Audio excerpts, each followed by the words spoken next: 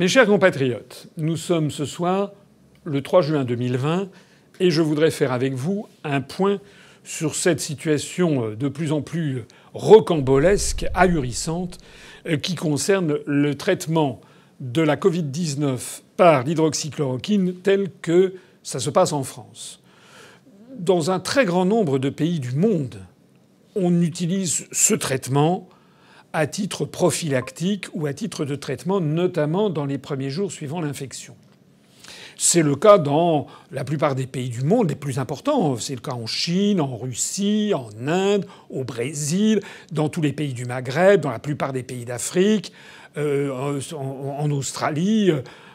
Voilà, on utilise même aux États-Unis, au Canada, enfin on utilise ce médicament de façon voilà, on ne sait pas si c'est parfaitement efficace, mais en tout cas ce que l'on constate, c'est qu'il n'y a pas de drame, il n'y a pas de mort, il n'y a pas de surmortalité, et l'on a maintenant des études qui viennent du monde entier, qui varient entre dans le pire des cas, c'est pas efficace, dans le meilleur des cas, ça a un effet extraordinaire. Et donc la vérité doit être un petit peu entre les deux. La vérité, d'ailleurs, étant difficile à cerner parce que ça dépend de très très nombreux facteurs. Lorsque quelqu'un décède actuellement, on ne sait pas s'il a été contaminé par le coronavirus. Il est possible qu'il soit décédé de cette infection au coronavirus, mais il est possible que ce soit quelque chose qui n'est pas directement lié au coronavirus. Par exemple, que après s'être remis, il ait des problèmes cardiaques et qu'il meure d'une crise cardiaque, par exemple. Donc ce n'est pas toujours si facile que ça de voir où la personne est morte. Mais enfin, il me semble quand même que tout le monde peut à peu près tomber d'accord sur le fait qu'il n'y a pas de surmortalité avec l'administration de l'hydroxychloroquine. Et au contraire, on voit se multiplier les témoignages de gens qui sont extrêmement contents. C'est d'ailleurs pour ça que ce médicament a un certain succès, même si ça n'est pas la panacée et même si ses promoteurs, parmi lesquels le fameux professeur Raoult, mais qui n'est pas le seul, je me tue à le dire depuis des semaines et des semaines, dans le monde entier, il y a des pays entiers, des médecins dans le monde entier qui utilisent ce traitement. Arrêtons de faire du nombrilisme franco-français. Il n'y a pas de médecin qui ait tiré la sonnette d'alarme en disant qu'il voyait arriver une surmortalité. Et puis est arrivée cette affaire de cette étude publiée par le journal Lancet le 22 mai dernier, où d'un seul coup, on apprenait que l'administration d'hydroxychloroquine dans le traitement de la Covid-19 pouvait provoquer une surmortalité, notamment par crise cardiaque, de l'ordre de 30%. Aussitôt, l'ensemble des médias français a pris appui là-dessus pour se mettre à lâcher les chiens contre le professeur Raoult et son équipe de l'Institut de Méditerranée. C'est déjà pas très agréable, mais le pire étant à venir, c'est que aussitôt l'OMS, l'Organisation mondiale de la santé, par l'intermédiaire de la directrice des études qui a décidé de suspendre les essais à l'hydroxychloroquine, et puis Olivier Véran, le ministre de la Santé, a aussitôt saisi le Haut Conseil pour la santé pour demander leur avis.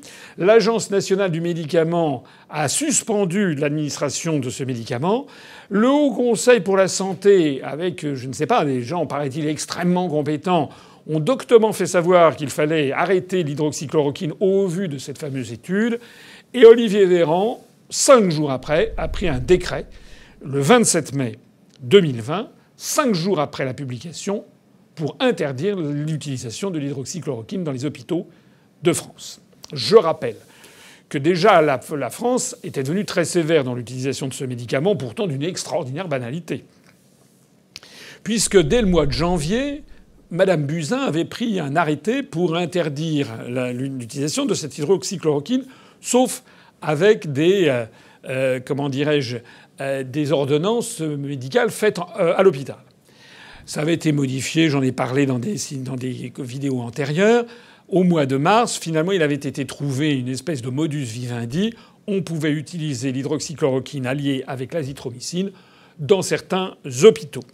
Ce qui avait d'ailleurs fait scandale, c'est que ce texte ministériel prévoyait d'administrer l'hydroxychloroquine à titre compassionnel, comme on dit, c'est-à-dire pour des malades en fin de vie.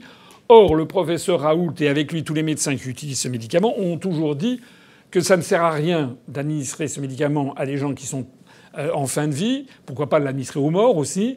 Simplement, il faut au contraire l'administrer le plus tôt possible. Donc on aurait voulu torpiller l'hydroxychloroquine qu'on ne s'y serait pas pris autrement. En attendant, les textes sont ce qu'ils sont. Dans les hôpitaux, il y avait des gens, ils avaient de l'hydroxychloroquine et il y avait discrètement des médecins qui utilisaient le protocole Raoult en administrant de l'hydroxychloroquine et de l'azithromycine à des patients qui étaient tout à fait au début de l'infection. Voilà. Eh bien, c'est cet ordonnancement qu'Olivier Véran a annulé le 27 mai dernier au vu de cette étude. Alors, aussitôt, les médias ont interrogé le professeur Raoult, qui, avec la faconde qu'on lui connaît, il n'a pas sa langue dans sa poche, ça lui vaut d'ailleurs beaucoup d'ennemis. Et puis il a également un look, comme on dit, avec des cheveux longs, avec une bague avec une tête de mort, etc. On le voit plutôt rouler en Harley Davidson. Il a une apparence extérieure, une présentation qui choque un certain nombre de personnes qui ne s'attendent pas à voir un professeur de médecine extrêmement réputé avoir cette apparence. Mais ça, on s'en fiche. Hein. La grande majorité des Français, quand même, s'en fichent et attendent surtout un traitement. Alors, les médias sont allés voir le professeur Raoult qui a dit que cette étude était foireuse. C'était une étude de big data. Alors, de quoi s'agit-il, cette étude? Bien, les gens ont commencé à le regarder de plus attentivement et on a découvert petit à petit la supercherie. D'abord, c'est une étude de big data, comme on dit, c'est-à-dire traitant des milliers et des milliers de dossiers. L'étude prétend avoir centralisé plus de 96 000. 96 000, c'est énorme. 96 000 dossiers de patients à travers le monde dans 671 hôpitaux sur les 6 continents. Vous voyez, tout le monde dit sur les 6 continents, parce que moi je trouve ça un peu bizarre, parce que je sache, le 6e continent, c'est l'Antarctique. Je ne suis pas sûr qu'il y ait quand même beaucoup d'hôpitaux en Terre Adélie et qu'ils aient obtenu des informations. Bon, alors certains diront mais non, le 6e continent, l'Amérique du Nord, l'Amérique du Sud. Ce qui est certain, en tout cas, c'est que on nous a dit 96 000 patients, 671 hôpitaux. Bon. Et puis, je suis allé regarder l'étude, comme tout le monde, sur Internet. C'est une étude qui fait une douzaine de pages, avec les remerciements à la fin. C'est quand même pas très très long. Il y a des mots qui sont un peu compliqués, mais il y a quelques tableaux à l'intérieur. Je ne suis pas médecin. Et quand j'ai lu ça, il y a des choses qui maintenant me choquent parce que j'ai lu des critiques de médecins qui sont choquantes, mais il y a quand même 2-3 choses qui étaient quand même un peu bizarres et qui m'ont surpris. Première chose qui m'a surpris, ce sont des statistiques ethniques et raciales, puisque les 96 000 dossiers sont classés dans un tableau en fonction de la race ou de l'ethnie, de 6 catégories: white, donc blanc, black, donc noir, hispanique. Hispanique en américain, ça veut dire les latino-américains, hein, donc les gens venus du Mexique, du Guatemala, qui essaient d'entrer aux États-Unis et qui, d'ailleurs, dans tous les pays du sud des États-Unis, sont parfois presque majoritaires. Asian, asiatique. Native American, c'est-à-dire les Indiens, les peuples premiers, hein, les Indiens d'Amérique, qui sont parqués dans des réserves, et other, les autres. Je suis pas médecin, mais je suis logique. Je me suis dit, mais qu'est-ce que c'est que cette histoire? En France, il est interdit d'avoir des statistiques raciales et ethniques. Donc déjà, s'ils ont obtenu des informations venues de France, il était impossible de les classer. Premièrement. Deuxièmement, cette typologie, comme on dit, est typiquement nord-américaine. Comment voulez-vous, même si en France c'était autorisé, comment voulez-vous que l'on classe et que l'on mette des gens dans la catégorie Native American ou hispanique? Ça n'existe pas chez nous. En réalité, il s'agit uniquement d'un esprit américain qui a fait ça, qui donc ne s'est pas confronté au réel. Parce que s'il avait posé ces questions en Inde, en Australie, au Japon, en Corée ou en Chine, il aurait eu des directeurs d'hôpitaux qui se seraient arrachés les cheveux en disant « Écoutez, je ne peux pas répondre à votre question. » En Australie, c'est pas des Native Americans, c'est Aboriginal, par exemple. Ce sont des aborigènes, éventuellement, qu'ils auraient pu mettre. En Inde, Il aurait peut-être fallu classer, ou donc sous-continent indien, entre les peuples hindous, enfin qui sont des Aryens, les séparer des Bengalis, qui ne sont pas de la même ethnie. Ce sont des centaines de millions de personnes. C'est beaucoup plus important que cette dichotomie avec les Indiens d'Amérique, qui représentent 0,001% de leur échantillon. Asian, ça n'a pas de sens. Ça n'a pas de sens. Quand on pense que cette étude prétend faire la différence entre des Indiens d'Amérique et puis des Hispaniques, mais on ne ferait pas la différence entre les Indiens, les Vietnamiens, les Malais, les Chinois, les Coréens, les Japonais, tout ça. Et en Afrique, pourquoi ne ferait-on pas la différence aussi en Afrique du Sud entre les Whites, entre les Zoulous, etc. Tout ça n'a pas de sens.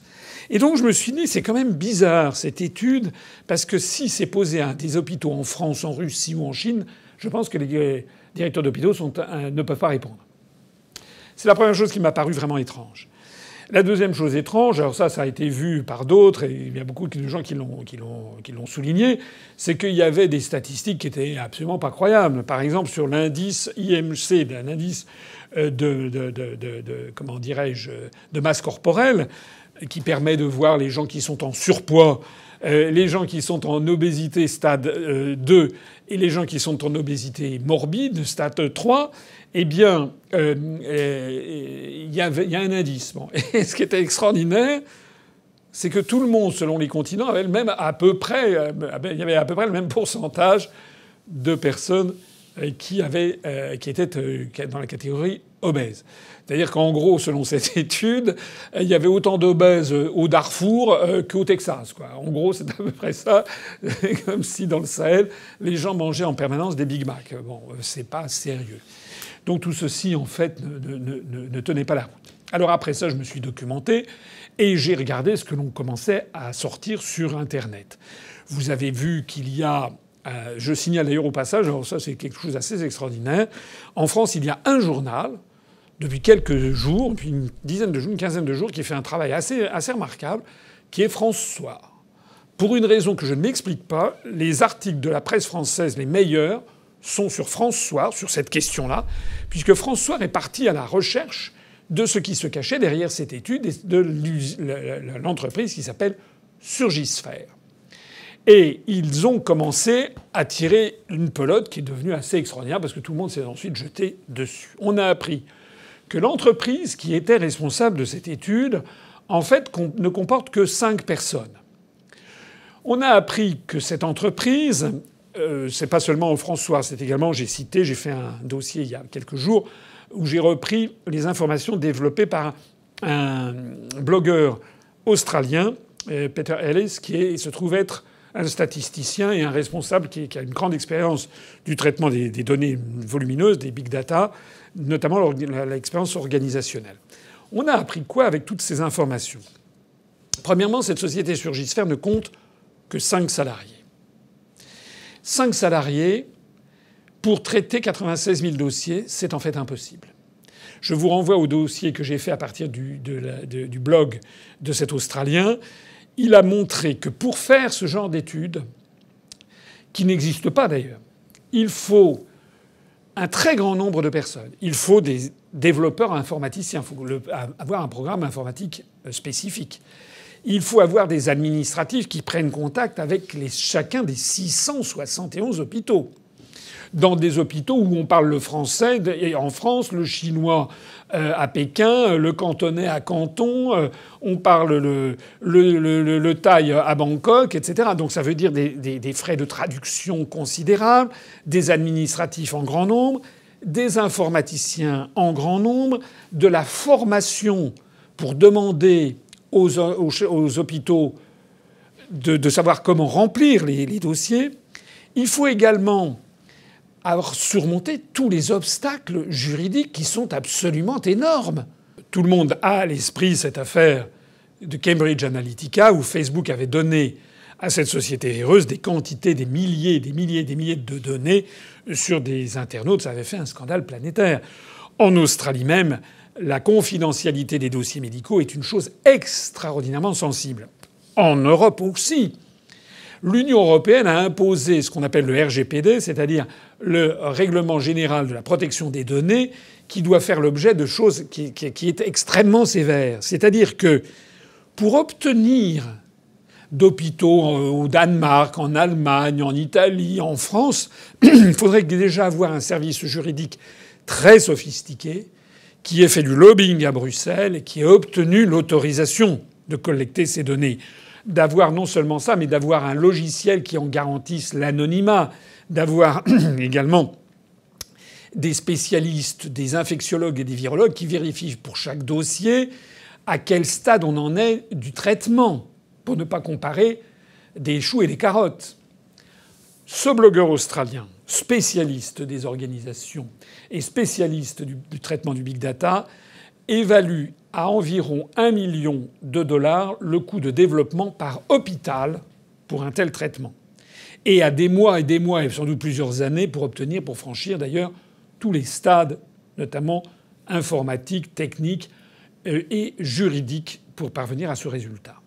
Or, le chiffre d'affaires de Surgisphère, qui compte simplement 5 personnes, a été de 45 000 $, alors qu'il faudrait un chiffre d'affaires que le blogueur estime à 1 milliard de dollars pour pouvoir mener cette étude qui aurait dû s'échelonner sur des mois et des mois.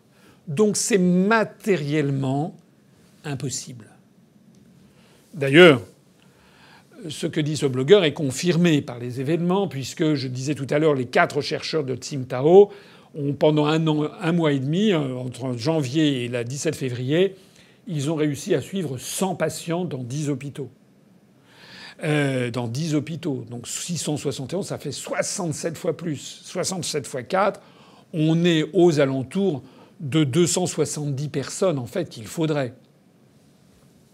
Les statistiques du professeur Raoult sont encore plus dirimantes, si j'ose dire, puisque le professeur Raoult fait savoir qu'ils sont plus de 200 à avoir traité à peu près 3 500 ou 4 000 dossiers. Donc 96 000 dossiers, c'est juste impossible que ça puisse être traité par 4 ou 5 personnes en l'espace d'un mois ou d'un mois et demi. C'est impossible. C'est d'autant plus impossible que cette structure est toute petite. C'est d'autant plus impossible que les gens qui sont à la tête de cette structure ne sont pas des infectiologues ni des virologues. M. Desai et M. Mirat, qui sont des Américains avec un patronyme, ils sont d'origine indienne, en réalité sont des cardiologues, donc ils n'ont aucune compétence particulière en matière d'infectiologie et de virologie. La directrice de la communication, un certain nombre de personnes en ont parlé sur Internet pour en ricaner, est une actrice de charme qui a tourné dans des films érotiques. Enfin, c'est vraiment... on croit rêver. C'est n'importe quoi, cette affaire. Alors le problème vient de ce que cette étude est donc à 99% maintenant de probabilité une étude entièrement fabriquée, fausse, avec des données qui ont été inventées dans un bureau en se disant tiens, avec des copains on va rigoler, on va mettre ça, ça et ça et on va facturer ça et on va avoir de la notoriété. On en est là. Le problème, c'est la suite des événements. C'est que ces gens qui ont fourni aussi une étude au New England Journal of Medicine ont proposé cette étude au journal The Lancet, qui est considéré généralement comme un journal le journal de référence dans la communauté scientifique mondiale en matière médicale. Sauf que ça, c'était avant, comme on dit. C'est que maintenant, ça fait maintenant un certain nombre d'années que le journal The Lancet a été perclus de scandales. Notamment en 1998, ils avaient publié une étude qui attribuait au vaccin rougeole oreillon rubéole, le vaccin ROR, un lien sur le déclenchement de l'autisme. Or, cette étude était fausse et le journal The Lancet a mis 12 ans pour reconnaître que cette étude était fausse scientifiquement et pour finalement se retirer. Alors, les gens de cette étude sur le coronavirus et l'hydroxychloroquine ont proposé un article au Lancet et c'est là qu'on entre dans la partie la plus mystérieuse. Comment se fait-il que le comité de lecture. Parce que normalement, ce sont des revues à comité de lecture, comme on dit. C'est-à-dire que lorsqu'il y a un article qui arrive, il est lu par des pairs, c'est-à-dire par des médecins chevronnés, spécialistes de la question, et qui doivent vérifier tout de suite si ce que dit cette étude leur paraît sérieux ou pas. En fonction des données, de la précision des données, de la transparence des données. Normalement, une telle étude qui devait avoir un tel retentissement devait être évidemment blindée avec des quantités, avec des listings informatiques, avec la liste des 671 hôpitaux. Il aurait fallu avoir tous les dossiers, etc., que les gens puissent vérifier le contenu. Rien de tout ça. On en est donc réduit à l'idée soit qu'il n'y a pas de comité de lecture et que tout le monde peut publier n'importe quoi dans cette revue, donc ça veut dire que c'est devenu un torchon, soit qu'il y a un comité de lecture et que le comité de lecture ne fait pas son boulot. Ou pire encore, a été corrompu, lâchons le mot, pour soutenir la publication d'une étude permettant de torpiller l'hydroxychloroquine. Alors, c'est excessivement grave. C'est excessivement grave parce que ça veut dire que désormais, des institutions mondiales, comme le journal The Lancet, eh bien, seraient désormais devenues corrompues dans la main des grands laboratoires de pharmacie. La deuxième chose la plus grave, mais c'est incroyablement grave, c'est ce qui vient de se passer en France. Parce que l'Agence du médicament, aux seules vues de cette étude, qu'ils n'ont d'ailleurs peut-être même pas lue, ou s'ils l'ont lu, ça veut dire que c'est plus grave encore, ça veut dire qu'ils n'ont même pas pu repérer les trucs bizarroïdes que moi, qui ne suis pas médecin, j'ai vu tout de suite. Sans compter les vrais médecins qui se sont mobilisés, puisqu'on compte actuellement plus de 180 médecins à travers le monde, qui ont pointé des incohérences que moi je n'avais pas vues, je suis pas médecin, des invraisemblances. Alors qui est à l'Agence nationale du médicament ? Qui fait partie du Haut Conseil pour la santé ? Puisque ce Haut Conseil pour la santé est censé donner un avis scientifique éclairé au ministre. M. Véran s'est tourné vers ce Haut Conseil et le Haut Conseil de la santé a dit oui, il faut retirer l'hydroxychloroquine. Mais qui ? En fonction de quoi ? Alors que n'importe quel spécialiste, il y en a 180 dans le monde, ont écrit à Lancet pour dire c'est un scandale. C'est un scandale français. Parce que ces institutions sont payées par le contribuable. Et donc on ne peut pas en rester là. C'est un véritable scandale français. Il faut donc, et c'est le résumé général de toute cette affaire, il faut donc demander des comptes au ministre. C'est d'autant plus incroyable d'ailleurs que vous vous rappelez qu'on nous avait expliqué qu'on allait lancer un test au niveau européen, le test Discovery. Il y avait donc 4 médicaments. Il y avait l'hydroxychloroquine, le remdesivir et puis aussi 2 autres dont j'ai parlé, je crois, dans une vidéo antérieure, le lopinavir et le ritrovil, qui sont des antirétroviraux. Bon. Cette étude, on nous avait promis des résultats à la mi-avril, puis à la fin avril, et puis à la mi-mai, puis maintenant on nous en parle plus du tout. Pourquoi ? Parce que cette étude européenne, on nous avait fait encore un grand coup, l'Europe, c'est formidable, et c'est ça. Au niveau européen, en réalité, il n'y a pas eu du tout, les autres États d'Europe n'ont pas voulu y participer. Il devait y avoir, je crois, 1500 patients ou 3000, je ne me rappelle plus. Actuellement, il paraît qu'il y en aurait 750 ou 760, dont 750 Français et 10, il y aurait un Luxembourgeois. Enfin bon, bref, ça a complètement capoté. Mais il y a également un autre essai qui est l'essai Recovery.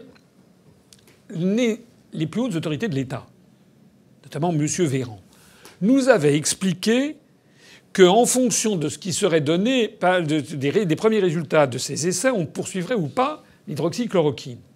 Or, il se trouve qu'il y a quelques jours, une semaine, c'était le 14 ou le 15 mai, une semaine avant l'étude dans The Lancet, ceux qui organisent l'essai Discovery ont fait savoir qu'ils étaient à un milieu d'étape et que pour l'instant, ils maintenaient l'essai avec les 4 médicaments parce qu'il n'y avait pas eu d'effet négatif. Alors comment se fait-il qu'il n'y a pas eu d'effet négatif sur l'hydroxychloroquine et que d'un seul coup on nous sort cette étude d'un chapeau ? Comment se fait-il que M. Véran, que l'Agence du médicament, que le Haut Conseil pour la santé ne se soient pas inspirés de ce que disait l'essai Discovery qu'ils avaient eux-mêmes commandité et qui se soient jetés comme un chien sur un os lorsqu'ils ont vu apparaître une étude publiée par The Lancet qui disait que l'hydroxychloroquine faisait augmenter de 30% le nombre de morts. Il y a un a priori, un parti pris contre l'hydroxychloroquine qu'il va bien falloir élucider. Parce que c'est ça le problème fondamental. Pourquoi ce traitement suscite-t-il une telle levée de boucliers chez certains, notamment d'ailleurs chez certains blogueurs? Alors d'où viennent, pourquoi d'un seul coup des blogueurs J'ai vu un blog d'un Belge, là, un zététicien, qui, paraît-il, est là pour raisonner par lui-même, refuser tout ce qui est dit. D'un seul coup, lui et un certain nombre de ses collègues sont tous foncés pour détruire le professeur Raoult sur cette vidéo. Voilà, je renvoie les gens qui s'intéressent à un type qui s'appelle le docteur Sam, et qui a fait une vidéo, qui est un zététicien belge, et qui a expliqué que l'étude de The Lancet, il a fait ça tout de suite, était une étude en béton armé, et que c'était fin de partie pour le professeur Raoult. Salut Internet. Raoult, c'est terminé. Le Lancet, une des revues scientifiques les plus sûres, les plus réputées au monde, vient de publier une étude en béton armé, 671 hôpitaux, sur 6 continents, avec près de 96 000 patients. Alors je sais, j'ai tout dit en belge. L'hydroxychloroquine, avec ou sans azithromycine, le fameux protocole Raoult, ça marche pas. Bon alors en conclusion, qu'est-ce qu'il faudrait faire et qu'est-ce que nous on fera si on arrive au pouvoir? La première chose, c'est qu'il faut rendre aux Français une France qui se tienne debout, qui soit compréhensible, qui soit fondée sur la défense de nos intérêts, la défense des gens, des Français, la défense du bon sens, des choses basiques. Bon, ça veut dire quoi tout ça? Ça veut dire, si nous on arrive aux affaires, on arrêtera les subventions à l'Organisation mondiale de la santé. Éventuellement, on s'en retirera de cette institution qui n'a fait que des désastres sur cette affaire de pandémie. Et on n'y retournera qu'à la seule condition qu'il y ait une réforme complète de cette organisation, et notamment l'interdiction de tout financement privé. Plus de fondation Bill et Melinda Gates, plus de fondation Gilead Sciences, plus de fondation ni de laboratoires pharmaceutiques pour financer, parce que ça donne des conflits d'intérêts énormes. Ça, c'est la première chose. Deuxième chose. Si nous étions aux affaires, on réintroduirait immédiatement l'hydroxychloroquine, avec le protocole du professeur Raoult ou d'autres. On ferait ce qui se passe dans l'ensemble des pays du monde entier. Troisièmement, de façon plus générale, nous, ce que l'on veut, c'est rendre aux Français une France de bon sens. Lorsque j'entends Macron expliquer dans un discours qu'il faut parler anglais parce que c'est la bonne grammaire pour développer le français, ça va pas. Les Français comprennent qu'il se moque d'eux. Lorsqu'on explique aux Français qu'il va falloir participer à ce fonds, cette initiative franco-allemande avec des milliards et des milliards d'euros, on n'explique pas aux Français ce que ça risque de nous coûter au bout du compte. Alors les Français commencent à comprendre que l'argent qu'on va nous servir sort bien de quelque part. En fait, c'est de notre poche. Nous, ce que l'on veut, c'est que les Français retrouvent confiance dans leur pays et dans les gens qui les dirigent. Il faut donc, et bientôt, dans 2 ans, il y aura l'élection présidentielle, il faut que les Français arrêtent de se faire manipuler par les médias. Il faut qu'ils arrêtent de croire que quelqu'un qui a 38 ans, 39 ans, comme c'était le cas de Macron, c'était formidable. Non, c'est pas formidable. Parce que pour diriger un État, comme pour diriger un très grand groupe industriel, comme pour être à la tête d'une très grande organisation, il faut quand même de l'expérience. On ne peut pas s'improviser à la tête de l'État si on n'a pas d'expérience. L'histoire est un long recommencement. Quelqu'un qui a de l'expérience, c'est quelqu'un qui a vu des tentatives dans de très nombreux domaines et qui les a vues réussir ou échouer et qui l'a appris. L'expérience, c'est souvent la somme de tous les échecs que l'on a obtenus et les conséquences que l'on en a tirées. Il faut également quelqu'un qui ait du bon sens et quelqu'un qui soit patriotes qui veuillent défendre l'intérêt des Français. C'est bien normal, parce que si on ne défend pas l'intérêt des Français, personne ne le défendra à notre place. Le problème de la France aujourd'hui, c'est que les Français sont anxieux parce que nous avons un chef d'État et un gouvernement qui sont extrêmement anxiogènes. Lorsqu'ils prennent des décisions comme ne pas commander de masque, interdire le port du masque, interdire l'hydroxychloroquine, alors que le bon sens des Français dit mais attendez, si on n'a que ça et c'est ça qu'il faut avoir, eh bien tout ça contribue à ce mauvais état d'esprit, cette mauvaise ambiance qu'il y a dans notre pays. Faites-nous confiance pour que nous redressions bientôt les affaires en redonnant aux Français confiance dans leur pays et dans leurs dirigeants. Vive la République et vive la France.